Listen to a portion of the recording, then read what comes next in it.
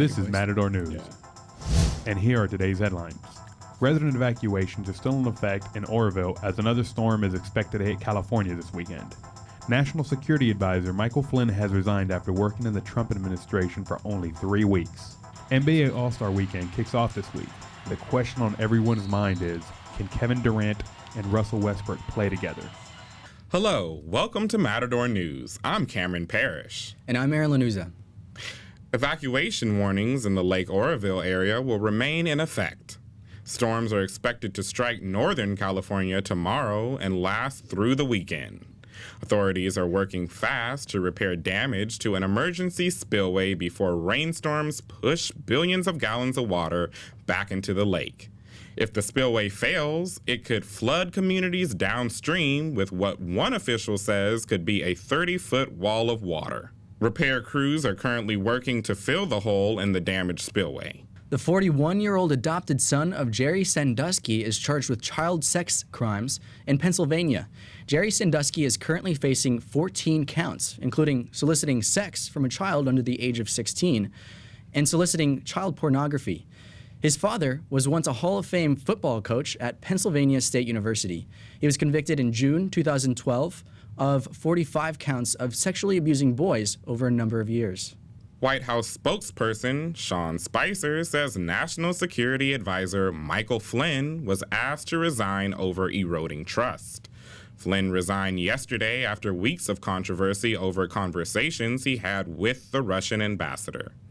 Democratic Congressman John Lewis says Flynn was secretly communicating with Russia. At the same time that Russia was attacking our democracy. The decision comes 3 days after President Trump said he would investigate Flynn's communication with Russia.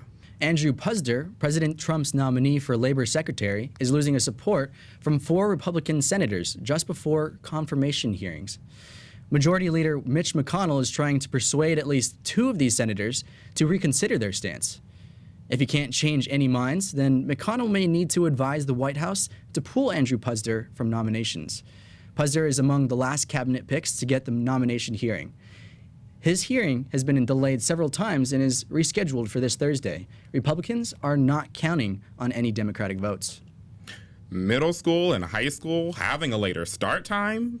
Let's go to Matador reporter Max Goen for the latest on the story. A local senator has proposed a bill to make public middle schools and high schools starting time 8:30 or later. The bill was proposed by Senator Anthony Portatino, who believes this will decrease health risks in students and increase student academic achievement. We asked CSUN students and professors what they thought of the proposed bill. I think it sounds like a really good idea just because of the fact that a lot of students have to wake up super early to get to school, even at the time it starts now. And I know there's a lot of things going around, just like how to change education and make it more effective to work for the students. It's the situation you're in. If you're a person that wakes up too late, it benefits you. But people who wake up early have to wake up extra early and just wait for their class to start. So I think it's just the situation you're in. California has nearly 3 million middle school and high school students that this will affect. Now let's toss it to sports with Jose Duran. Jose? The NBA All-Star Game this weekend is promising plenty of drama. Former teammates Kevin Durant and Russell Westbrook are representing the Western Conference. The two had a falling out when Durant left the Oklahoma City Thunder to join the Golden State Warriors. The two faced off Saturday night in Durant's return to OKC. During one timeout, seen here, the two were seen exchanging pleasantries. The U.S. Tennis Association apologizes for an anthem sung at the German Fed Cup this weekend in Hawaii. Instead of the current version of the anthem, the U.S. Tennis Association played the Nazi-era national anthem, causing an uproar. During the performance, players and fans began singing the modern anthem words loudly to drown out the singer. The U.S. Tennis Association tweeted an apology for the outdated national anthem and said that this mistake will never happen again. Baseball is back. Pitchers and catchers from around the league are reporting to spring training this week. The Dodgers' division rivals are getting a jump on their season. Pitchers and catchers from the Arizona Diamondbacks, Colorado Rockies, and the San Francisco Giants reported to camp yesterday. The San Diego Padres are reporting today. The Dodgers will start tomorrow. They opened their season against the Padres at home on April 3rd. Now, here's Catherine Molina with the latest in entertainment news. ABC's hit reality TV show, The Bachelorette, will have its first African-American lead after 14 years. Rachel Lindsay says she is ready to find love and a husband. The Bachelor contestant appeared on Jimmy Kimmel Live last night and announced she would be the upcoming Bachelorette. The announcement suggests that the current season did not end well for her. Both shows have been criticized in the past for the lack of diversity among contestants. Nick Cannon is leaving his longtime gig as host on America's Got Talent. The actor and comedian says he is resigning after being threatened with termination. This comes after he made a racial joke about NBC on his recent Showtime stand-up special. Cannon says he finds himself in a dark place, having to make a decision he wishes he didn't have to do. Cannon's Showtime special Stand Up, Don't Shoot featured a different side of him that America's Got Talent audiences might not be used to. America's Got Talent Season 12 is scheduled to begin filming next month. Now let's go back to Jose with the latest in health. CSUN students are taking precautions on Valentine's Day.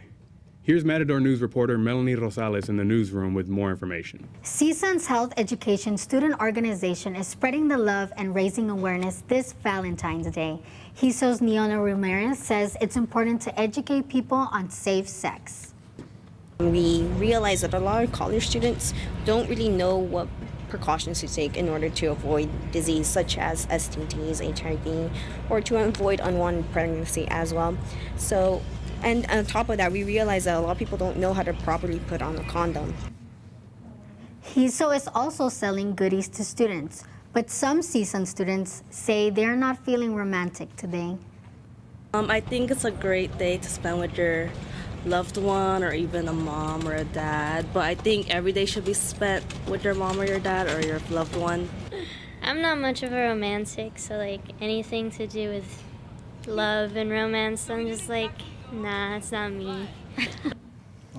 The event ended this morning, but you can still stop by the Klutzet Center for information about STD prevention. And now we go back to Catherine with the latest in business. Playboy is returning to its roots. 1 year after removing nude photos from the magazine, Playboy is bringing them back. The official Playboy Twitter tweeted out the latest cover along with the hashtag #NakedIsNormal. Cooper Hefner, son of founder Hugh Hefner, says removing the nude photos was a mistake. The publication also removed the tagline "Entertainment for Men" from the cover. Hefner says as gender roles continue to evolve in society, so will Playboy. The March-April issue will feature photos of Playmate Elizabeth Elam. Now let's go back to Aaron with more news. It's day 2 of 141st Westminster Kennel Dog Show in New York City, Madison Square Garden. The competition features over 200 breeds and 3,000 dogs. Pet owners are competing for the Top Dog Award, Best in Show. Winning doesn't come with a cash prize, but the owner can benefit from winners' potential for breeding. Southern California is expecting massive rain this weekend. Rain will be moving into the Los Angeles metro area late Thursday night into Monday. The National Weather Service says LA is expected to receive 4 inches of rain, and the foothill areas are expected to receive even more. Crews are looking for ways to prevent the overflow of dams in the LA area, and especially the Devil's Gate Dam in Pasadena, which has the most amount of debris buildup. That's all for us today in Matador News. I'm Cameron Parrish. And I'm Aaron Lanuza. I'm Jose Duran. And I'm Catherine Molina. Have a great day. Happy Valentine's Day.